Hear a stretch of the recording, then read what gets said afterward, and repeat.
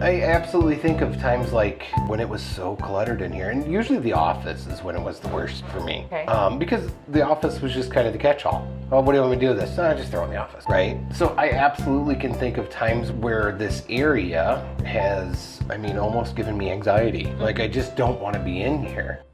Welcome to Fireside Talks, where we help bring you from survival to stability. Through skills, support, and the hope of Jesus Christ. So, have you ever felt like you've kind of got your life all together and you get this one room super clean and then you open that one closet? Yeah. Because that's where you put everything when you clean a room, is in the closet. So today we're going to talk about how space really kind of affects your mind, your stress, and really even your spiritual life. So if we are looking at some of this, we'll see in Matthew 6:21 that it says that value shows up in how we live our life. And that would include our space, our home, our apartment, our whatever, the area around us. So do you really think that the environment affects your mood or mindset? Oh, yeah, absolutely. Yeah. So, I can't think of how many times that, like, even in the room we're in right now, where I was like, I just don't want to be in there. Oh, yeah, for sure. Because it was so cluttered. So, do you think there's a big difference between clutter and this is a conversation we have often because we have so many kids in our house. Mm-hmm. But do you think there's a difference between clutter and just, this is our life?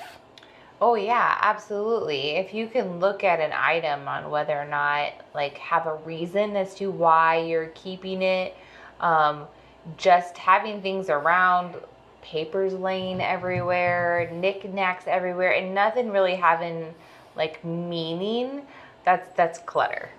Sure. Tell me what you mean by meaning. By meaning, I mean it has a connection. Someone gave it to you for a specific reason. It represents something to you. There's a story behind it. Okay. So we kind of mentioned it in here. This room has been several things since we've owned this house. Mm-hmm. It's been a bedroom, an office, a dining room. It's just all kinds of stuff. And a living room. Yeah, well, game room. Yeah. At one point. But I absolutely think of times like when it was so cluttered in here. And usually the office is when it was the worst for me. Okay. Because the office was just kind of the catch-all. Oh, what do you want me to do with this? Just throw it in the office.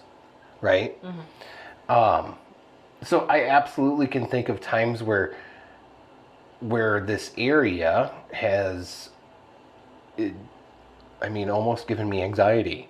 Mm-hmm. Like, I just don't want to be in here. Yeah. And I think that just makes a lot of times when we don't keep our space clean, it makes life more chaotic than it really needs to be. It makes everything feel harder. Yeah. So, if our space reflects what we prioritize, what does that say about our treasure? And it says that what does it say?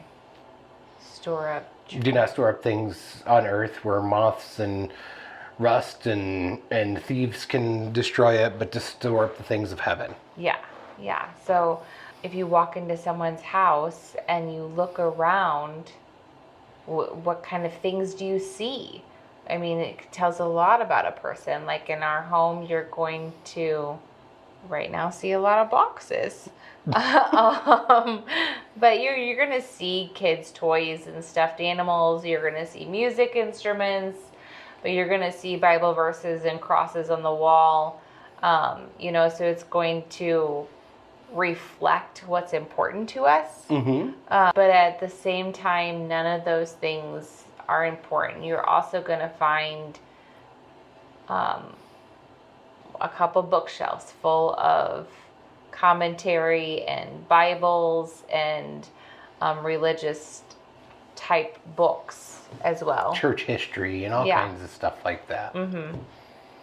So if we're kind of leaning into the idea of cleaning and organizational and all of that kind of thing, what do you think are 2 or 3 simple habits that people can absolutely start today? I think having a cleaning schedule, I think knowing in the back of your head, okay, I'm going to clean the living room on Mondays. I'm going to clean the dining room on Tuesdays. I'm going to clean the bathroom on Wednesdays. And doing those things, that's the way I used to like to do it, is clean one room completely from head to toe each day of the week. I think another good habit to do is at the end of the day, doing a 5-minute cleanup, especially if you have kids, going around and everybody's picking up their toys and everything is set. Like, do that reset for the next day so you're not waking up the beginning of the day with everything's just crazy. Another thing that you could do would also be just having one chore day where you just clean the house from head to toe on one day. That's not exactly my favorite thing to do because you're knocking out a whole day.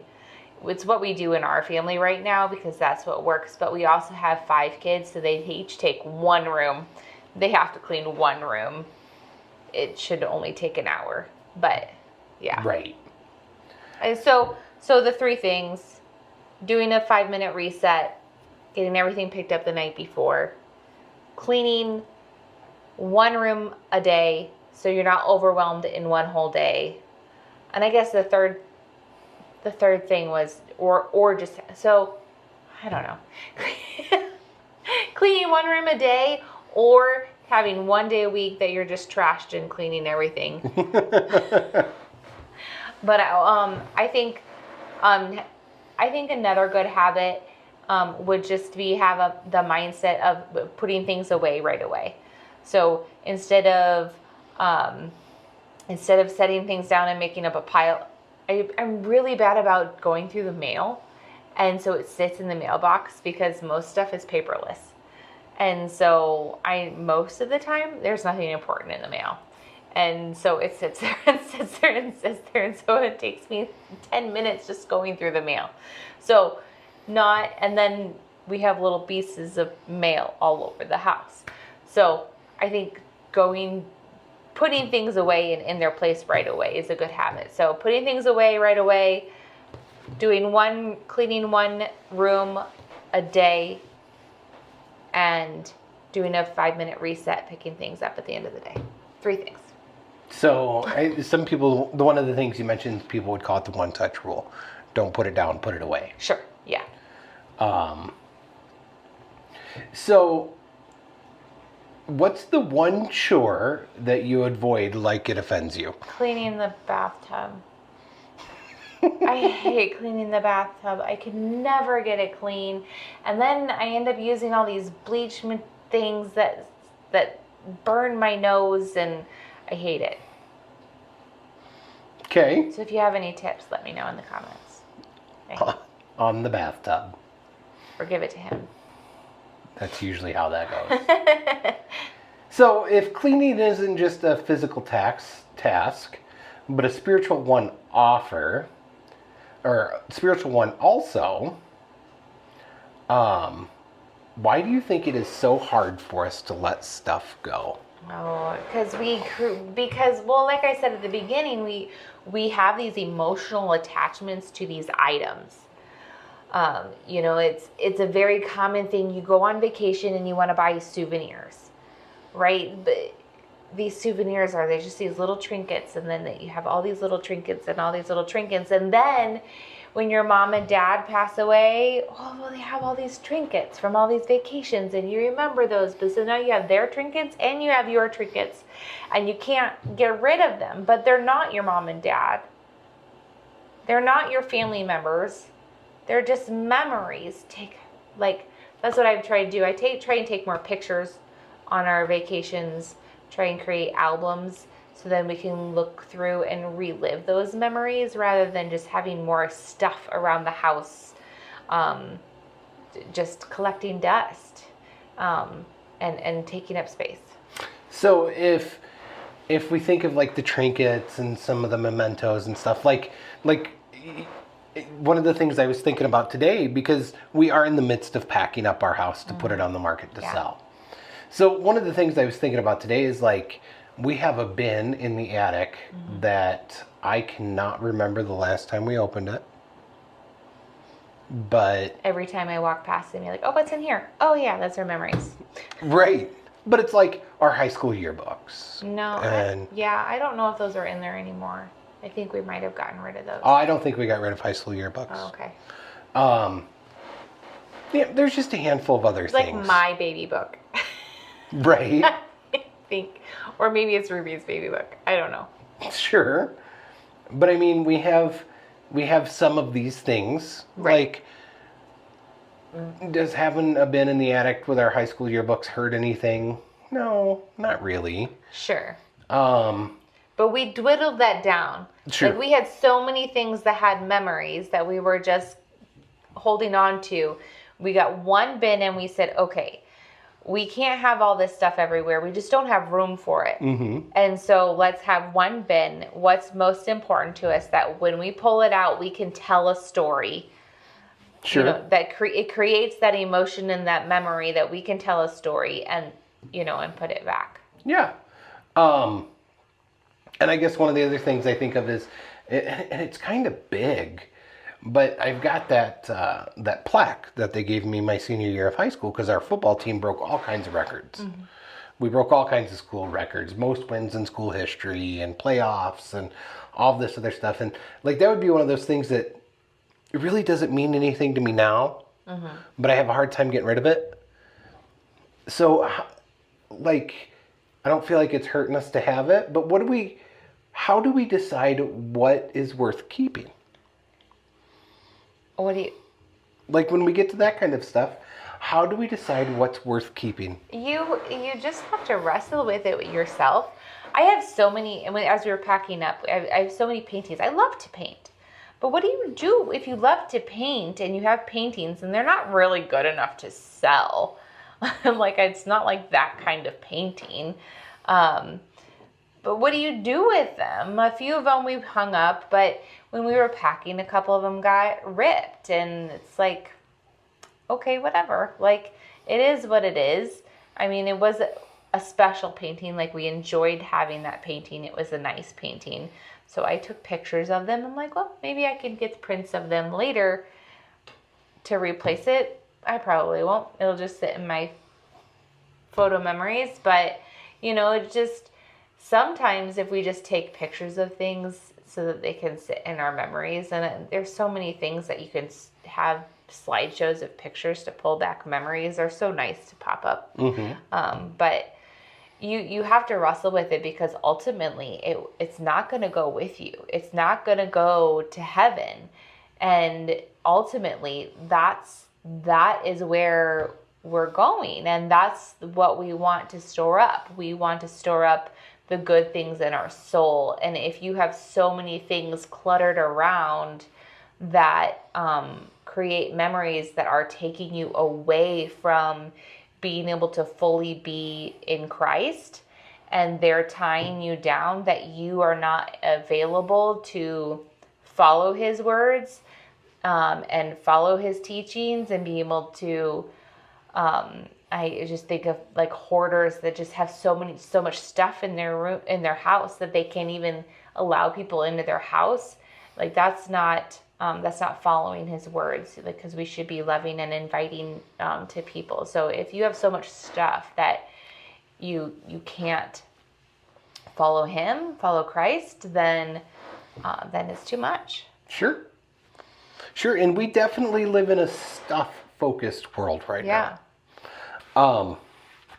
So we're not supposed to store up our treasure. It's not supposed to be things. Mm-hmm. It's not supposed to be stuff.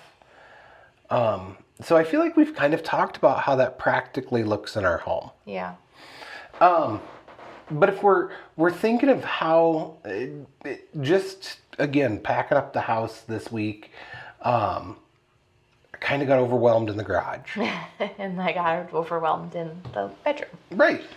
But like I look at things like tools, Well, I don't want to get rid of tools because I will use them, but Yeah. obviously I don't use, a wrench every day. Right. Not on a daily basis. Sure. So if we're thinking of organization and some of these cleaning type hacks, so what systems do you think actually work for busy people? If we're talking about cleaning and organization. I think the big thing is putting things away as soon as you get it. Like if it's not something that you want, if you don't have a place for it, then pitch it or donate it or something. If you don't have a place for it, if you don't know what to do with it, then either create something or get rid of it. I think to have a season, like every fall, we're going to go through this. We're going to go through our junk drawer, or we're going to go through the utensil drawer, we're going to go through the basement, or we're going to look at this in the attic, or having that routine of that season of where you're going to sort through things. Because my big thing when I was getting overwhelmed in the closet was we had these bins in the front of the closet of the things that we used, but I didn't even know what was behind it. Like I ended up clearing out our closet, throwing away most of the things because we had forgotten what was behind there. So I think for busy people, just setting aside a season, or that you're going to go through this item. Sure. So we've talked about the idea of maybe having a schedule almost on decluttering. We've talked about the one-touch rule, the idea that if we pick it up, we don't just put it down, we put it away. What's one other small change you think that makes a real big difference when it comes to cleaning and decluttering? I think having everybody in the household on the same page. Right? I don't know. Do you have something else? No, I really don't. I think the put it away right away and kind of the season thing. Of course, I've listened to some of those podcasts from the minimalist type people. Sure. And I really kind of like the 2020 rule that most things in our home, because we all have that drawer, that bin, that toolbox, that closet of, but someday I'm going to need this. Sure.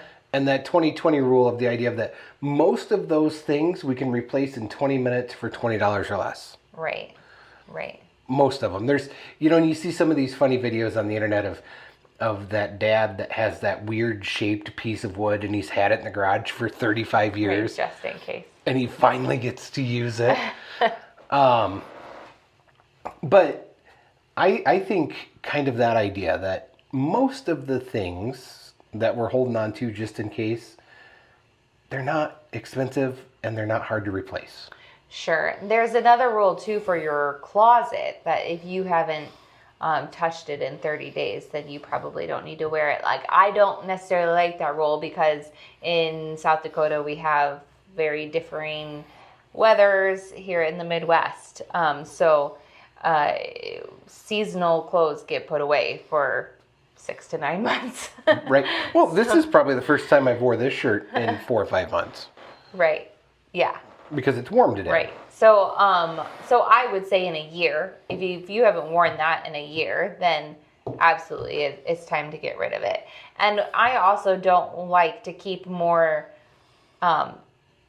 unless it's for a specific event, like a specific dress up outfit or dress down outfit, or like I have a couple sets of like paint clothes, which even then sometimes like, I don't need to keep hold of this. But I don't like having more than like 10 sets of clothes. Like we have a week's worth of clothes, and then past that, like, why? You're not going to wear it within a week. Why? I don't know that I completely agree with that. I have a lot of clothes. Anyways, so can you think of something over the years that we've tried and it just didn't work?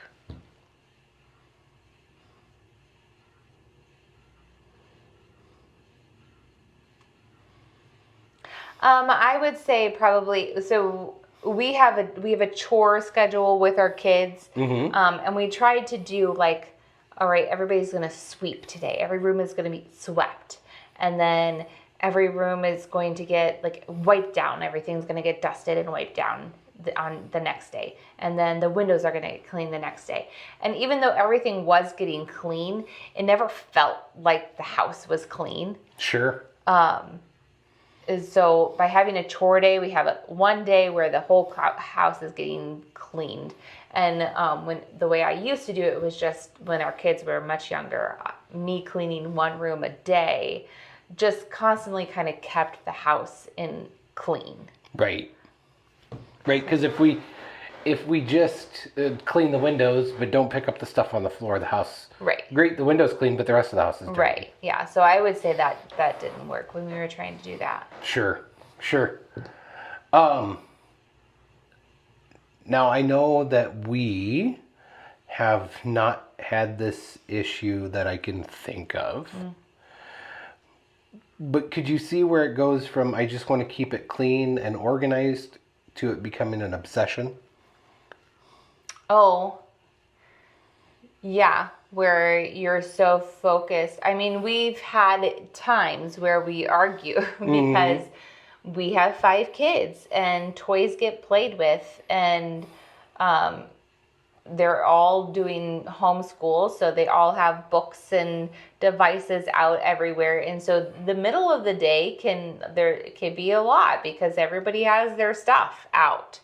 And so we would have disagreements sometimes, because then he feels like we have too much stuff. Well, we also have 5 kids. So we have to show a leeway. So if you get so over the top where you can't even have things to function, you're not allowing, maybe you're not able to have pets in your home because you can't stand the dog hair or cat hair. Maybe you can't even have people over because they're going to possibly track mud. Like that becomes too much. Too much. You have to be willing to have a little bit of dirt and be willing to clean it up later. And have that grace. Sure. So I think it's more important to have a peaceful home than a Pinterest perfect home. Yeah. So we've talked about kind of the treasures, storing up treasures on earth where they're going to get destroyed. We can't take them with us. Right. And storing up treasures in heaven. So I think it's fair to say that God cares far more about our hearts than our homes. Yeah, absolutely. But, there's always a but. But our homes can reflect and support what's happening in our heart. Sure. Yeah. I mean, that's kind of like what I said, that you would see Bible verses up on our walls. You would see crosses. You would see Bible studies left out, even though they were told to be put away. And things like that. Those are the things that you'll see in our home because that's what we're doing. That's what we're writing on our hearts. Sure. But if you're at peace, you're gonna feel at peace in your home too. Like our home is gonna be welcoming. If it's cluttered, like people don't want to come over either. So our home, by keeping our home picked up and cleaned, it's more welcoming for people to want to come over. Sure. So if we had a challenge for our listeners today, what do you think that would be? Pick one thing. That seems to be our theme. One thing. Just do one thing. Pick one bin, one area of your house that you haven't looked at in a while. Maybe it's the back of the closet. Maybe it's the junk drawer. Just this week, pick one and go through it and throw things away, or at least just sort them. Maybe things are in there that they shouldn't be. And I don't even think it has to be like one space. Like, I mean, it could be a drawer. It could be your car. Yeah. I mean, if we need somewhere to start. Yeah. You know, it doesn't have to be a whole room. Or it could just be one thing, too. Like, we have a big issue with tape. Where did all the tape go? So maybe it's one thing that you're just noticing there are things everywhere. Or, even just pens. There's pens everywhere. Just go through your whole house and get them all in one spot and organize them, putting them in one pencil case and say, okay, every time I pick up a pen, they're going to go here. Right.